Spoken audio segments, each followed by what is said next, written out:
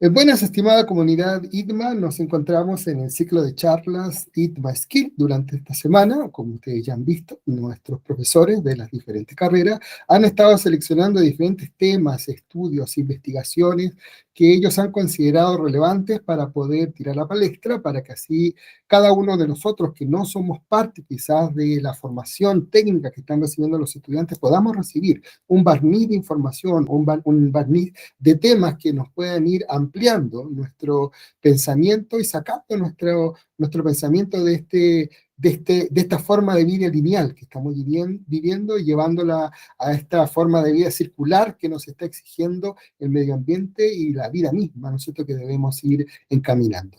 En esta oportunidad está con nosotros la profesora Isabel Boyd. Ella es arquitecta en paisaje, ella es docente de la carrera de paisajismo y en esta oportunidad ella ha seleccionado un tema muy interesante para nosotros que se titula Historia y Patrimonio en la Arquitectura del Paisaje, referentes y sustentabilidad. Así que estamos atentos, estimada Isabel, un gran abrazo, bienvenida y por supuesto el micrófono es tuyo para que puedas partir con tu presentación. Muchas gracias, Cristian. Muchas gracias a todos los que estaban viendo esta presentación.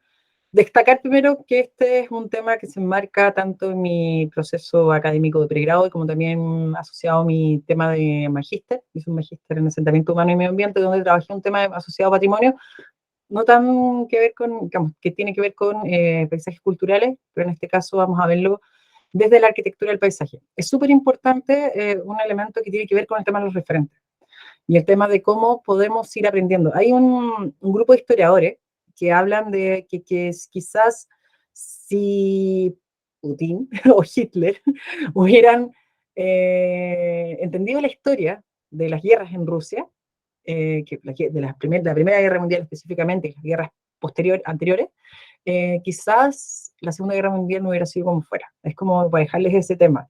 No es copiar, no vamos a hablar mucho de eso, voy a repetirlo muchas veces, sino que es referenciar y tenerlo como referente. Uno piensa con el concepto de historia, de patrimonio, tiene como dos alternativas. Pensar en la lata de las clases de historia del colegio, que te contaban que en 1810 pasó esto, esto, otro, o la historia, como a mí me gusta pensarla, como un elemento vivo, un reflejo del paso de la historia de los seres humanos sobre el territorio que nos van dejando huellas. Por ejemplo, huellas como esta imagen que estamos viendo, todos van a asociarla a un solo lugar, a una sola ciudad, a un solo elemento, que es el cementerio Punta Arenas. Quizás para otras personas tiene una importancia más fuerte todavía, porque ahí puede estar enterrado algún familiar, o tienen que ver con ese momento maravilloso en que vio el cielo maravilloso de esa ciudad. Son recuerdos, son elementos. Y es súper importante cuando uno se enfrenta a un proyecto de paisajismo, un proyecto de construcción, entender la historia del lugar. El lugar no es una tabla rasa, el lugar tiene algo. Un día un alumno me decía, pero profe, yo estoy haciendo el jardín en un condominio que se hizo recién en Maipú, pero la familia tiene una historia, el espacio también tiene su historia. Tenemos un patrimonio, tenemos algo que nos llama la atención, que sentimos nuestro, ¿ya? Vamos a ir primero con una serie de elementos conceptuales y después vamos a irnos a ejemplos, ideas, clasificaciones, inspiraciones, esa es la idea, es invitarlos a inspirarse, a inspirar, no copiar, a inspirarse. Vamos a ver bien con un ejemplo específico a lo que me refiero con eso. Bueno, el concepto de patrimonio. ¿A qué se refiere con eso? Concepto de patrimonio, una herencia. En estos días ha estado muy fuerte el concepto de la conceptualización de patrimonio y de memoria histórica acá en Chile, por el tema de una reducción de presupuesto que parece que ya se corrigió a ciertos espacios de memoria. Eso es parte de nuestro patrimonio.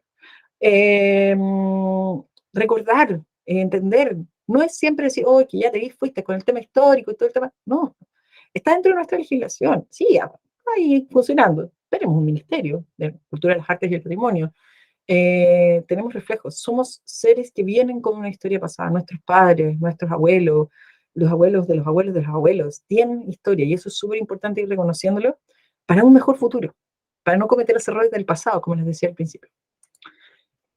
La palabra patrimonio viene del latín, del término que viene de patri, que es padre, y monium, que es moneda. Y es literalmente decir los bienes heredados desde el padre. y son los bienes heredados del padre y hechos por el padre. A refiero de padre no es solamente la figura paterna de una familia, sino que puede ser la madre, que suele suceder mucho en general, eh, a los habitantes de un territorio, habitantes de otros territorios. Y monium se refiere a la misma raíz del verbo munere, que significa recordar, advertir, informar, puesta en valor. Ya tiene mucho que ver con eso. Tiene un valor. Monium también iría a moneda. Entonces tiene este valor, este bien que se interconecta y se relaciona en base a esta herencia que recibimos. La herencia, este derecho que tenemos, tiene que ver mucho con el valor, con el bien, con lo que se conecta. Es muy importante decir, hay muchas personas que me dicen, es que no me gusta la historia, no me gusta lo antiguo, no me gusta lo viejo.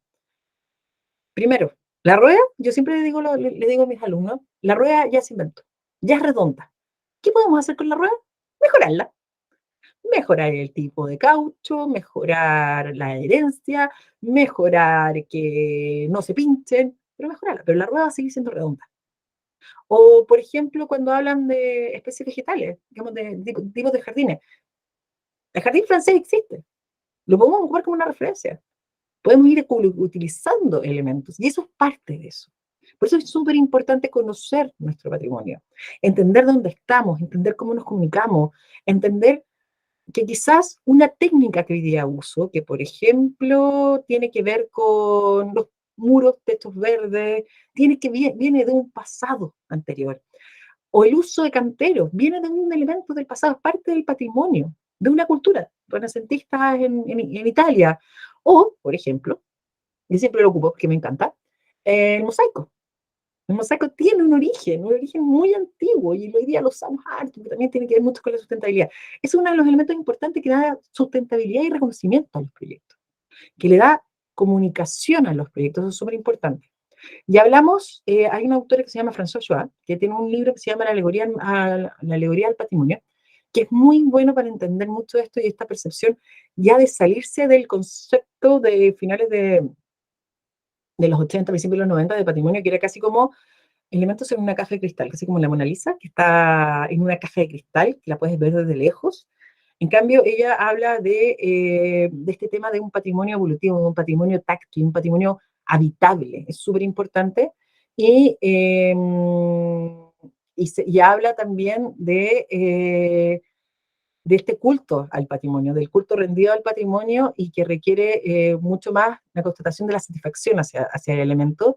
Y es ¿por qué tenemos este culto? ¿Por qué celebramos el Día del Patrimonio? ¿Por qué vemos elementos patrimoniales? ¿Por qué seguimos con clases de historia? ¿Por qué tenemos una clase de historia en una carrera de técnica y paisajismo sustentable?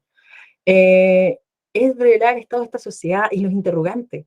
Muchas respuestas a nuestros problemas de hoy están en nuestro pasado, en nuestro patrimonio como chileno, como mundo. Es súper importante empezar a entender de eso y empezar a entender desde la ciudad y los espacios comunes.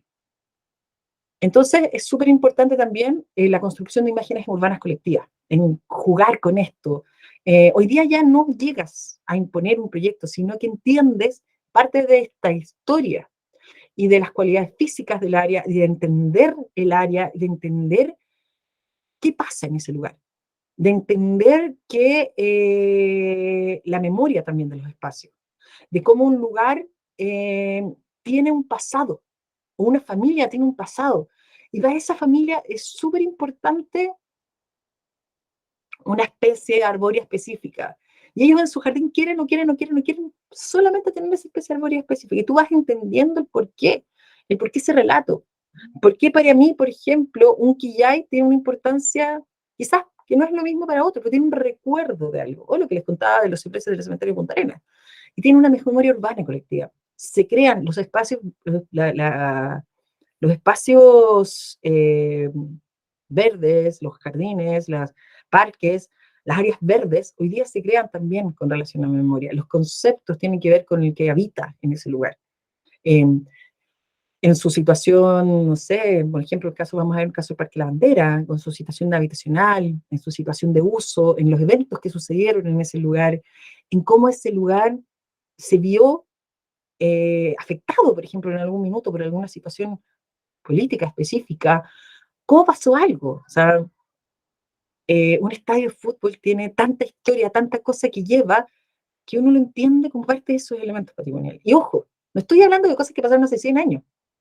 Hoy día se está considerando patrimonio cosas que pasaron hace 3 años.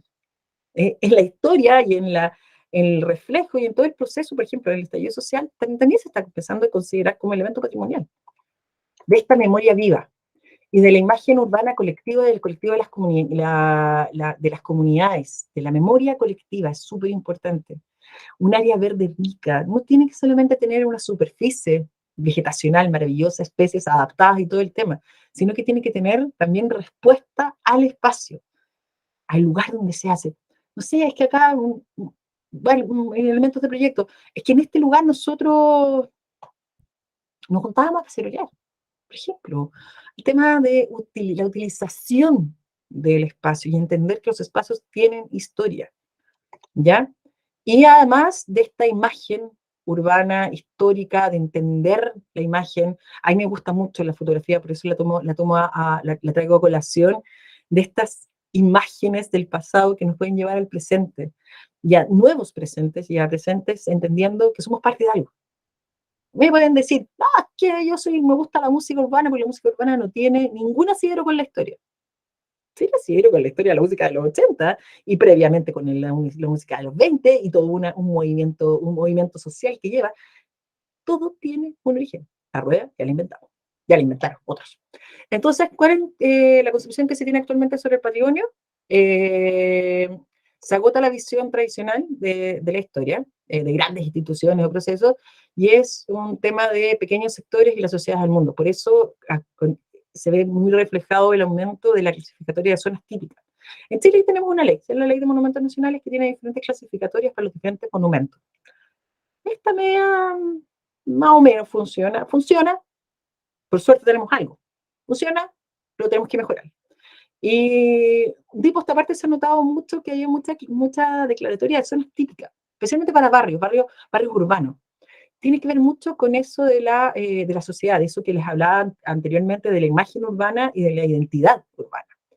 El cambio de la concepción del concepto de monumento, en la medida que se consigue como una fuente histórica, las imágenes como un recurso, el entorno original, el anterior a los edificios. No es solamente el edificio, sino es lo que rodea el edificio, ¿ya? No es solamente el edificio, por ejemplo, la Casa Maroto, que es este restaurante que está al lado del Mall Plaza Gaña. No es solamente la casa, sino es lo que rodeaba y constituía la casa. Ahora la casa está ahí, como una Mona Lisa en una caja de vidrio.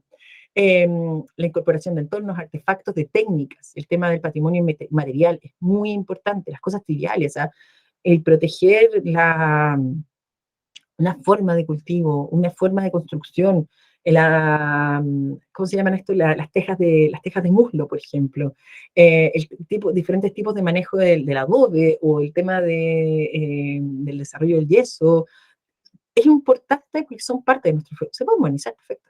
La memoria en el patrimonio, o sea, el patrimonio ya no es solamente algo histórico de hace miles de años, sino que tiene que ver con la memoria actual, lo que les decía.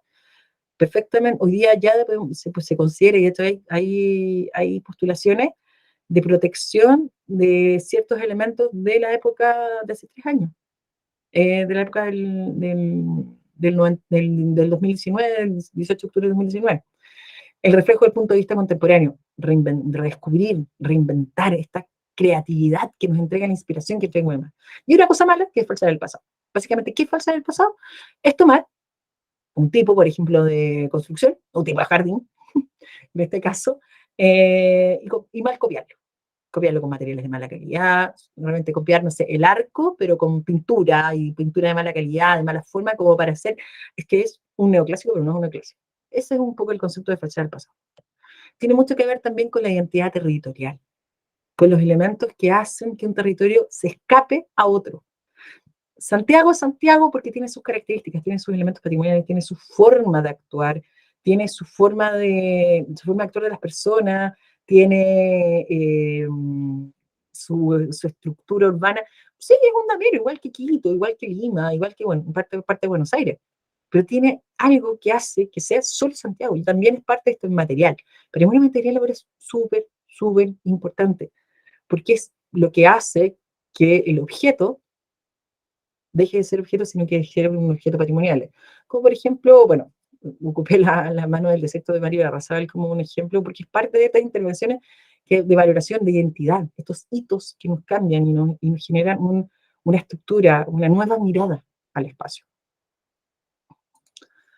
Bueno, en este contexto, el patrimonio siempre va a ser una relación entre objeto y sujeto, técnica, elemento concreto, digamos, y sujeto, ¿ya? Y es un contexto que siempre va a ser dinámico, siempre va a estar interconectado y relacionado, en base a cuatro conceptos: la identidad, el espacio, el territorio y las imágenes e imaginarios, ¿ya?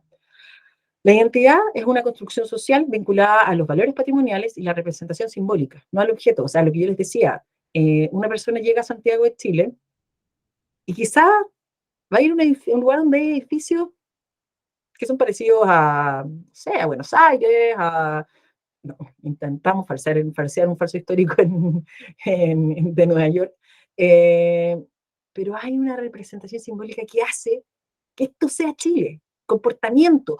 Por ejemplo, yo sería feliz que declararan la siesta como patrimonio inmaterial, o una forma de técnica, las formas de plantaciones, formas de comportarnos con el espacio. El uso del espacio es parte de esta representación simbólica y esta identidad que nos hace ser chilenos, nos hace ser santiaguinos y nos diferencia de los talquinos que tienen su comportamiento, de los puntarenenses que tienen su comportamiento, siempre asociado, también influenciado con un tema ambiental muy fuerte.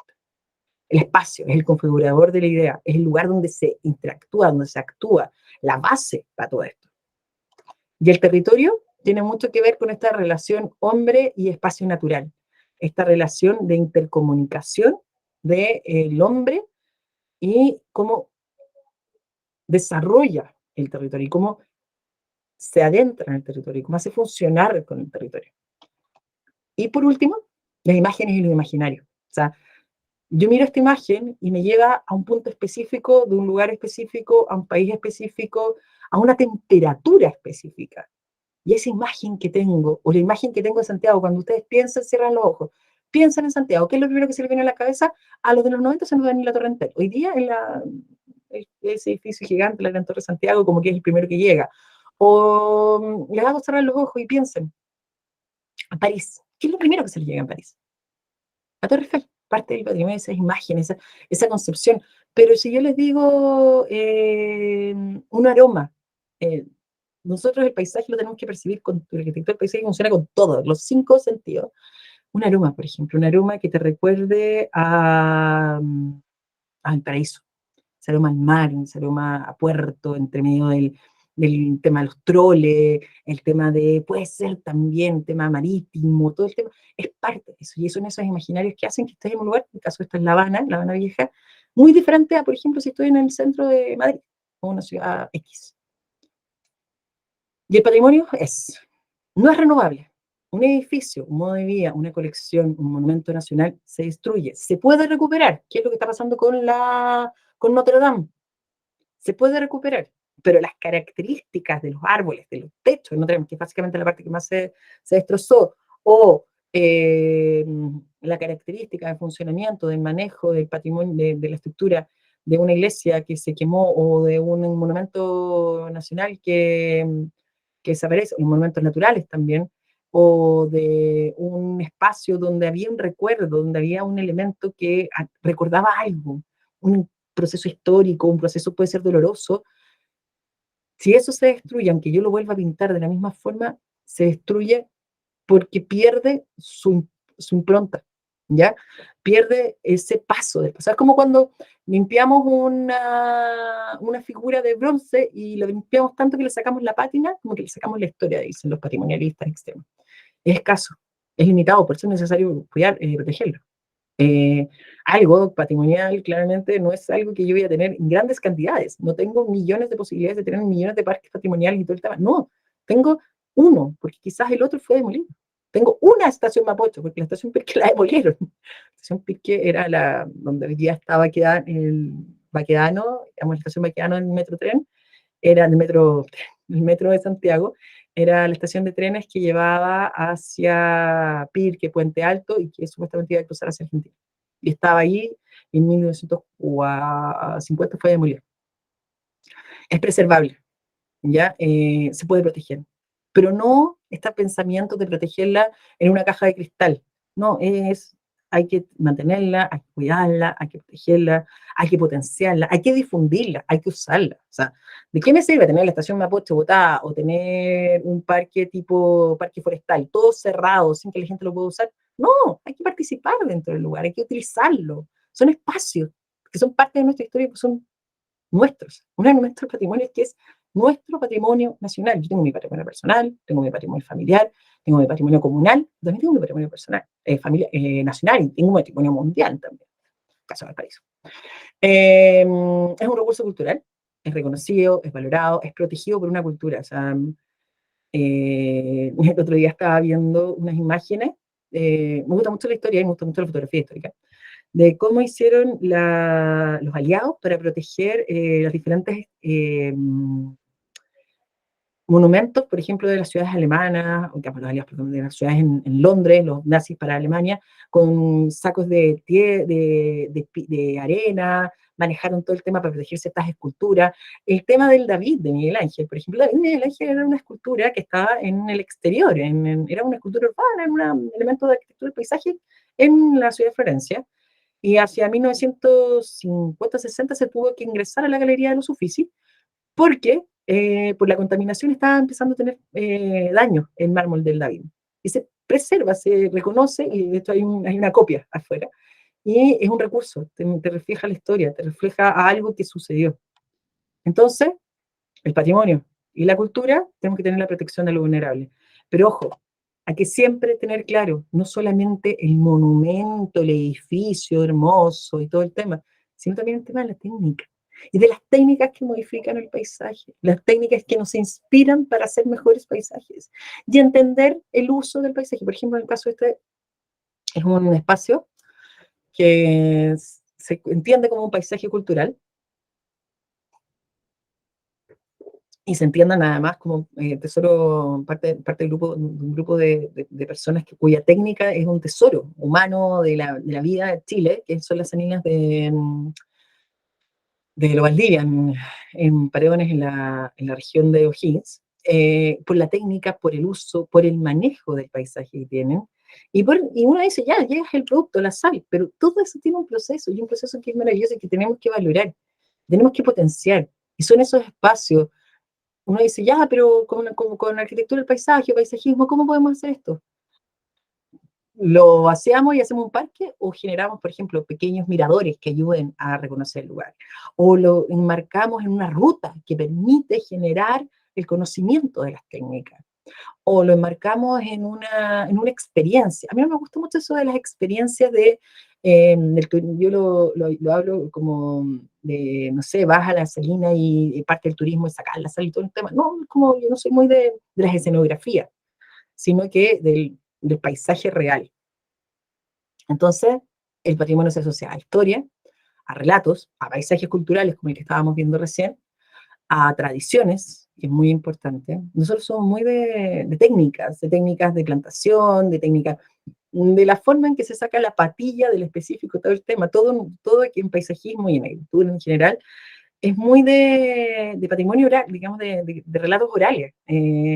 Que me resultó sacar las semillas de tal planta de tal forma. Eso es parte, y es parte de una identidad, y es parte de estas técnicas, que es súper súper interesante, de los monumentos, de la identidad. Ese concepto de identidad para mí es súper importante, es como, ¿cómo te haces?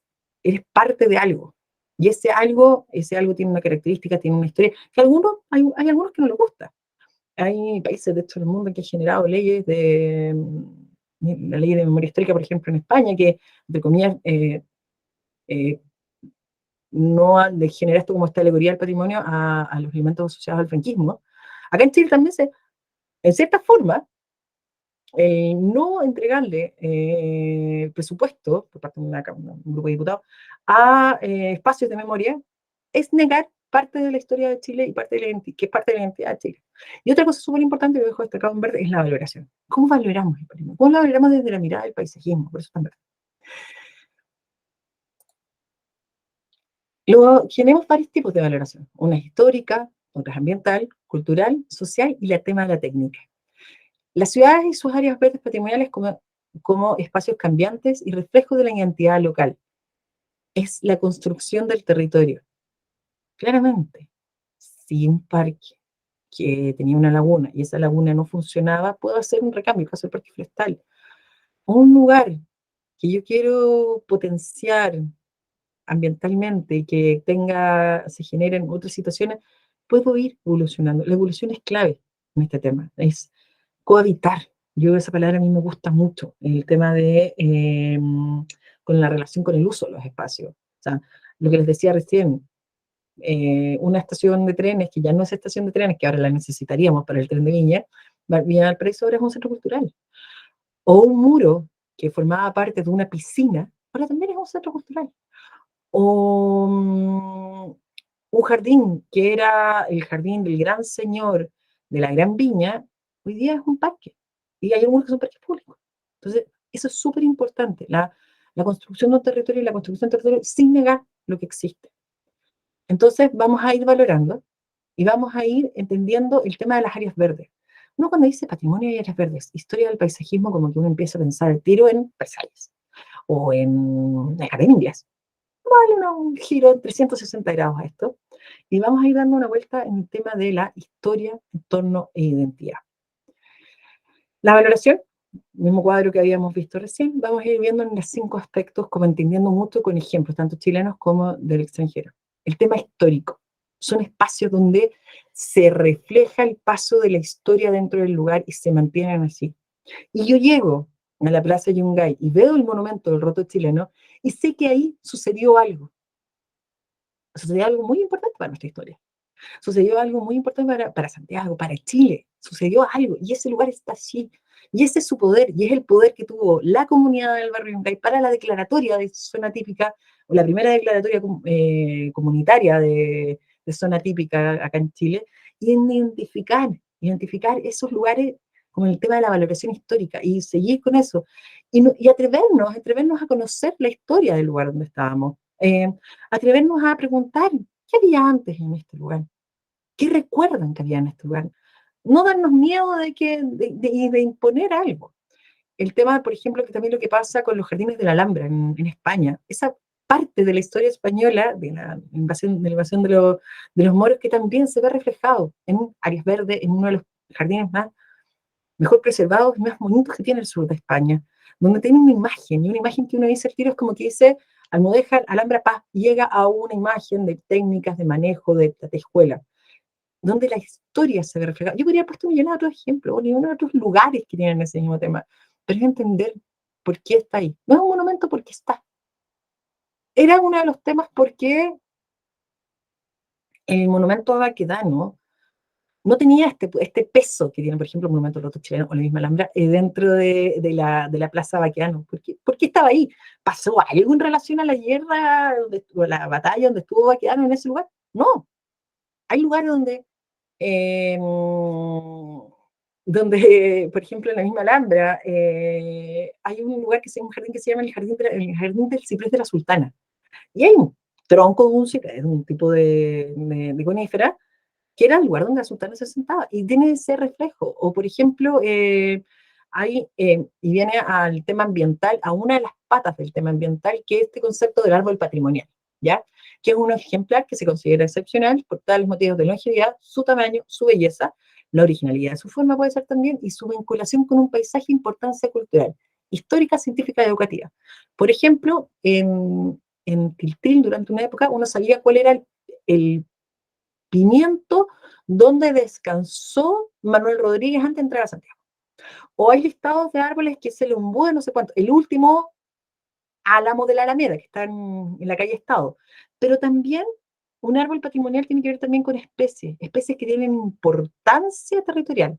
Ojo, si el árbol hay que sacarlo, porque el árbol representa un problema fitosanitario, un problema de riesgo para la comunidad, bueno, lo importante es que sí queda reflejado en el territorio la importancia que tuvo lo que generó ese árbol. Bueno, también aquí en Chile tenemos una declaratoria de Monumento Nacional a especies vegetales.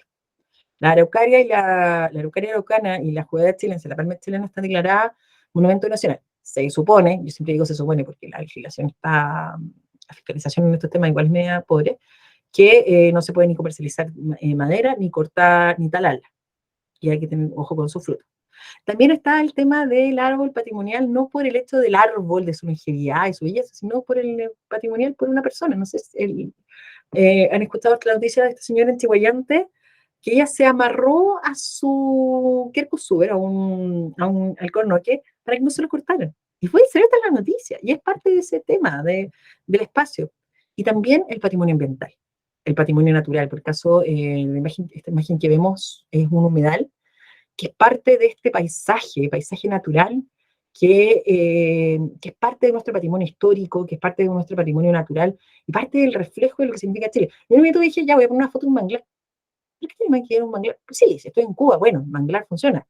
Pero para nosotros los humedales tienen una importancia de reflejo de la forma en que funcionan nuestros mares, la forma de nuestra costa, un comportamiento. Pues no los protegimos mucho, pero hay que entender que ya poco a poco hemos ido entendiendo. Llego al tiro, bien, pensemos en elementos que nos marcan en temas ambientales, por ejemplo, en la costa, en la litoral central. ¿Qué van a empezar a pensar?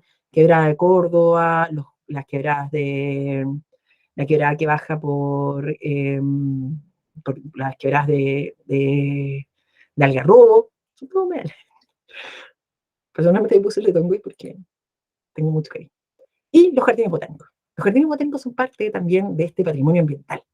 Y es una tipología de jardín. Los jardines se pueden clasificar de muchas formas, de formas de uso, de tipos de vegetación, por el proceso histórico, las características de plantación. Una de esas formas de uso es el concepto de los jardines botánicos. Los jardines botánicos son espacios de protección, de difusión y de manejo del patrimonio natural en diferentes partes del mundo, ¿ya?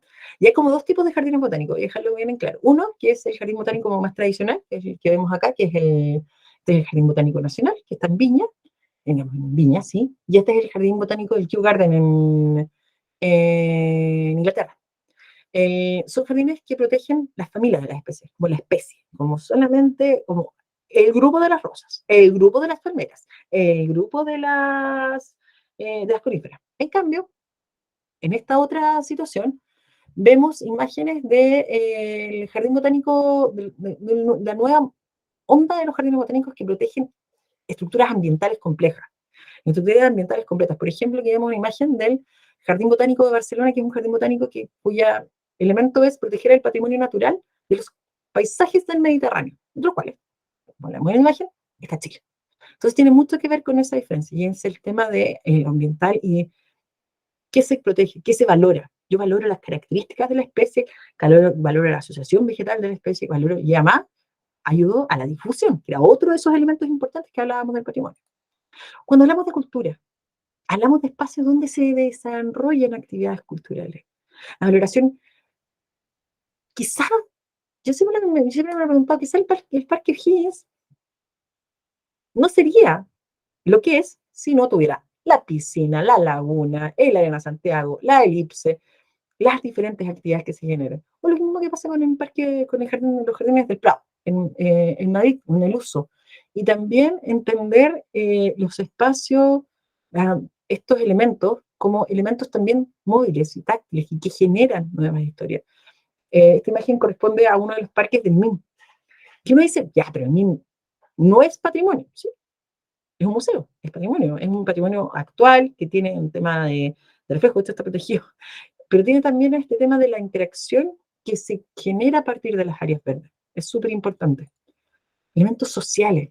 Uno diría, pueden ser sociales históricos, donde han sucedido cosas. Por ejemplo, en este caso, vemos el Parque La Bandera, con toda su historia asociada primero a la toma, su historia después asociada con la Avenida del Papa, con los conciertos de Yapu, Inti Illimani en el Parque de la Bandera, las concentraciones, donde tiene, y hoy día sigue teniendo otra parte de la historia donde se van generando otras situaciones, donde va teniendo un concepto de el paso por la sociedad de nosotros, cómo la sociedad se va cambiando, cómo vamos teniendo esta situación. Y son lugares que quizá para una persona que vive en Las Condes, el Parque La Bandera, ¿qué es eso? O sea, a tal nivel que en algún minuto lo pensaron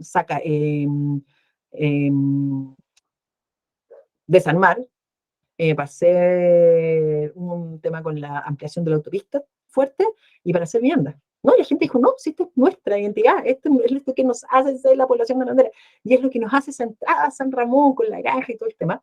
Y también monumentos y patrimonio de la valoración social de procesos históricos que pueden ser súper dolorosos, con el caso de, estamos viendo las imágenes del Parque por la Paz, de la Villa Grimaldi, donde a partir de una obra paisajística maravillosa, un proyecto muy bonito, se pretende mantener, y esta frase que dice Benedetti, que es uno de mis poetas favoritos, eh, que el olvido, se me olvida, cuando el olvido está lleno de la memoria, básicamente olvidar no es olvidar, es olvidarnos a nosotros mismos, básicamente, o de identificarnos y de saber que ahí pasó algo, en la situación sucede algo, y hay un cambio de actitud, y hay un cambio de entendimiento, y es un lugar de reunión de los sobrevivientes, es un espacio que pasó de ser algo terrible a ser un espacio de reunión, de recuerdo, de memoria. Eso también es muy importante. Esa social memoria tiene un poco que ver con eso. Otra cosa importante es la técnica. La técnica es algo que vamos llevando a lo largo de la historia. Aquí les presento el mosaico. Presento el mosaico con el padre del mosaico, siempre el padre del mosaico catalán, que es Gaudí. Lo que se desarrolló en la comuna en Puente Alto, con los mosaicos que están tanto en el municipio, el centro cultural y el metro. Ustedes saben que el mosaico viene de los romanos, etruscos. Son técnicas que se pueden ir cambiando, se van mejorando, se van estableciendo de diferentes formas. O lo que hizo Burle Marx con el paseo de Copacabana, ocupó la técnica del mosaico portugués, muy tradicional, para modernizarla y generar otro tipo de estructuras. También en la valoración. Nosotros todos los días estamos usando técnicas que son técnicas de riego, técnicas de manejo de piedras, técnicas de constructiva, lo que les decía, técnicas de cultivo, que tienen que ver mucho con eso. Puse mosaico porque además es una cosa que responde mucho a este concepto de sustentabilidad, además el tema del reciclaje, la reutilización y todo el tema.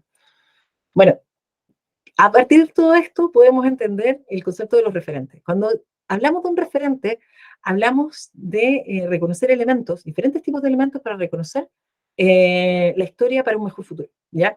Lo que les decía, la rueda ya fue creada. Lo que podemos hacer es mejorar, interpretar y hacer otras cosas más con la rueda, ¿ya? Hay una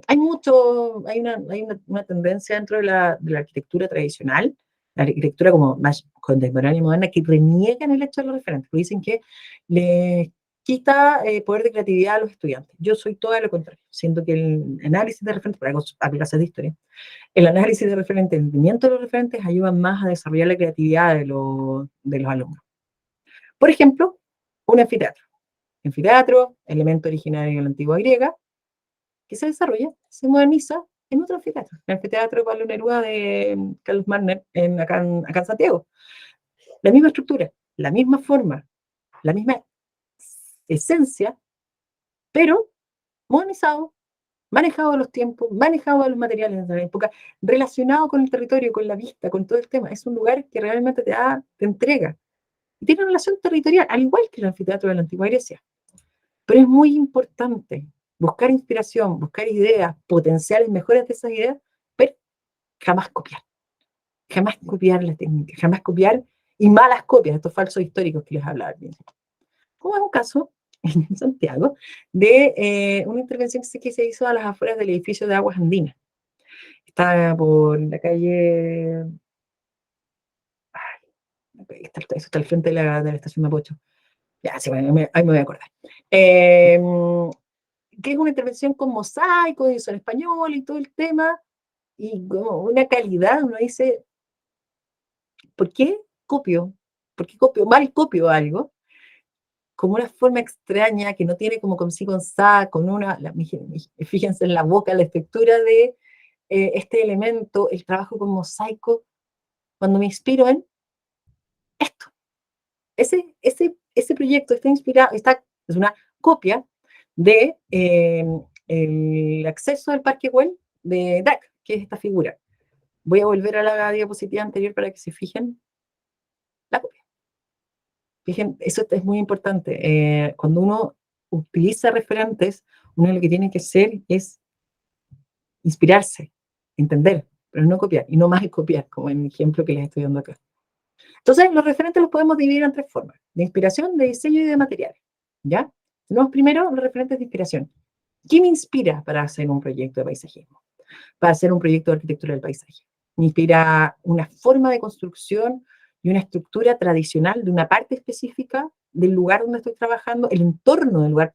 Los entornos de los lugares son clave para el desarrollo de un proyecto. Entender dónde estamos parados para que el proyecto tenga asidero, tenga conexión, es clave. Me inspira una obra de arte, por ejemplo, aquí puse una espillera de la Violeta Parra. Me inspira su obra, me inspiran sus texturas, me inspiran sus colores, me inspira su forma. Yo en la universidad utilizaba mucho un libro específicamente que es el 21 son los dolores de Violeta Parra. Paren cuando perdí la inspiración en el tema de los proyectos. Me inspira un poeta de repente, ¿qué es del lugar? Una canción que se asocia al lugar.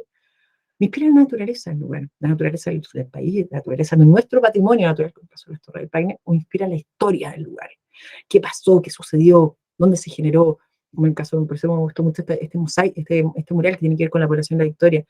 Me inspira qué sucedió en ese espacio, qué historia, qué pasó, qué, por qué es necesario relevar y mantener, por ejemplo, un monolito que hay en el lugar. Me inspira el diseño, volvemos a entender también diferentes tipos de textura. El diseño que se está realizando hoy día, Pinterest en este caso es nuestro mejor amigo. Nos ayuda mucho a empezar a descubrir diferentes técnicas, diferente utilización, por ejemplo, de piedra, interpretaciones, por ejemplo, del jardín japonés, cómo se podría entender esto, el tema del uso de muros y techos verdes, diseño, jugar con figuras geométricas, paletas vegetales, conexiones vegetales, combinaciones de materiales, diferentes tipos de materiales pétreos, estructura, empezar a interiorizarse, empezar a meterse, no sé, en libros, lo que les decía, Pinterest ayuda mucho, Pinterest, la aplicación ayuda mucho en esto, empezar a observar, empezar a visitar parques, empezar a visitar jardines para irse como tomando detallitos, diseño, uy, que me gustó esta piedra, pero lo podríamos usar de esta forma, que me gustó esta estructura, esta textura, y generar eso. Y de materiales, uy, el mosaico, pero ya el mosaico reciclado que tiene que ver con botellas, por ejemplo. O esto que vemos acá, el uso de nuevos materiales. En este caso vemos madera desarrollada con desechos plásticos. O la combinación de diferentes tipos de materiales pétreos, o técnicas, lo que él decía, el tema pero ya la técnica del muro verde. Perfectamente esta puede ser la misma técnica del muro verde de Patrick Blanc en Madrid, pero la utilizo y la empiezo a entender y la entiendo territorialmente para el lugar. Y es reconocer en la historia la oportunidad de sustentar proyectos de paisajismo sustentable, reconocer el uso de las terrazas de cultivo, que es esto que vemos acá, las chinampas en México y las estructuras de manejo de agua, la maravilla, el tesoro humano, el tesoro latinoamericano que tenemos con el sistema, los canales de regadío de los incas, que todavía los utilizamos. Acá en Santiago todavía utilizamos los canales de regadío de los incas, especialmente en la zona periurbana, en Cusco, que voy a decir en general. Reconocer en la historia que no es solamente la lata de la profe de historia que te hizo memorizar millones de fechas, sino es entender la historia como parte de nuestra riqueza, de nuestro acervo cultural, de nuestra riqueza territorial y de nuestro paso por este mundo. Y bueno, muchísimas gracias. Eso sería todo. No, gracias a ti, Isabel. Un trabajo apasionado y hermoso. Nos llevaste a través de las imágenes por distintos lugares y nos mostraste lo importante de reconocer que somos lo que hemos vivido, somos el resultado de lo que hemos vivido. Por lo tanto, nosotros no podemos dejar de considerar desde dónde estamos partiendo y ahora dónde estamos, hacia dónde vamos. el patrimonio como el legado, ¿no es cierto?, de nuestra gente, de nuestros antepasados, de lo que ellos construyeron, sus técnicas, sus vivencias, ¿no es cierto? Gracias por ese viaje tan hermoso que nos hiciste vivir en esta presentación. Te quería hacer una pregunta con respecto a una opinión, que si nos puedes dar tu opinión acerca eh, de la situación, ¿no es cierto?, actual que vive el patrimonio en nuestro país a nivel político. ¿Cuál crees tú que es la visión que hay hoy en día? Obviamente como una opinión solamente. ¿Mm? No, gracias a la pregunta igual es fuerte. Pensar que en el proyecto de la nueva Constitución la protección del patrimonio iba a quedar como un valor, como un articulado dentro de la Constitución, iba a ser una de las primeras constituciones a nivel mundial que el patrimonio y el patrimonio inmaterial, que es súper importante, porque siempre protegemos lo material, nos cuesta mucho proteger lo inmaterial, iba a quedar dentro.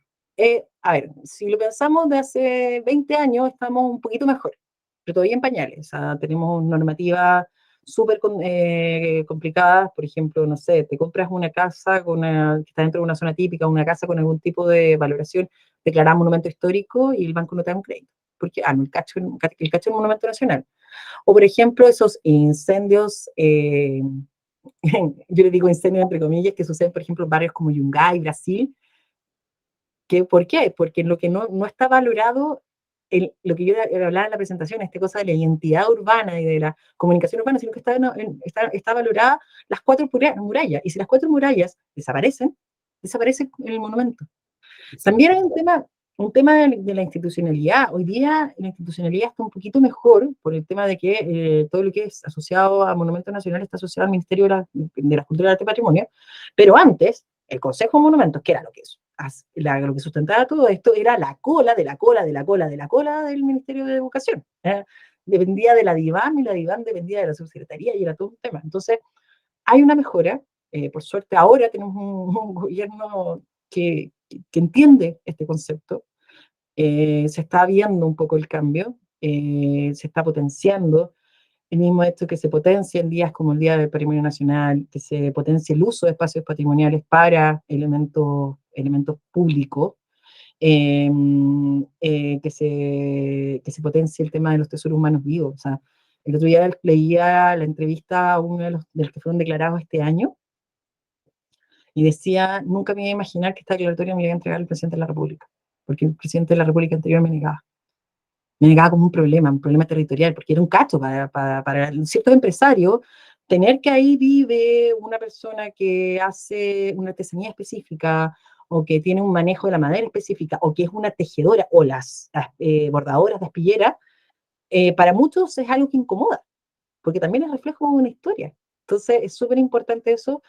y hay que valorar. La gente, el turista, yo trabajé mucho tiempo con turismo, turista que viene a Chile es un turista que conoce más Chile que lo mismo que conocemos nosotros. Es importante que los niños vayan a los lugares patrimoniales, es importante que ese tema, por ejemplo, todo lo que se ha hecho con los niños y el patrimonio, el tema de identificarlo es súper, súper importante, tanto material como inmaterial. O sea, ese es el lado. No, gracias, no, gracias por tu opinión y gracias por tu presentación. La verdad es que da mucho, nos falta tiempo para sentarnos y varios cafés, tecitos ahí para armar, ¿no es cierto?, una conversación interesante acerca de esta temática y en la profundidad que tiene. Efectivamente, sí nos da pie a poder decir que hemos logrado el objetivo de esta charla y el objetivo de este ciclo. El ciclo lo que persigue precisamente es que nosotros intercambiemos información, intercambiemos conocimiento.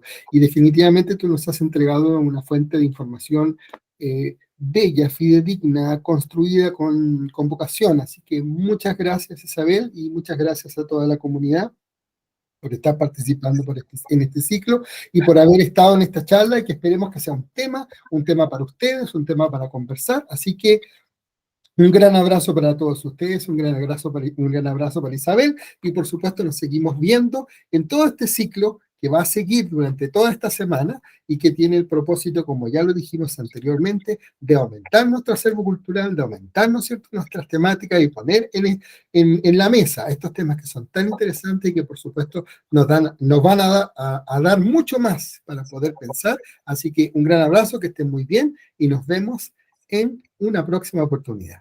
Chao, chao, Isabel. Muchas gracias a todos, que estén muy bien.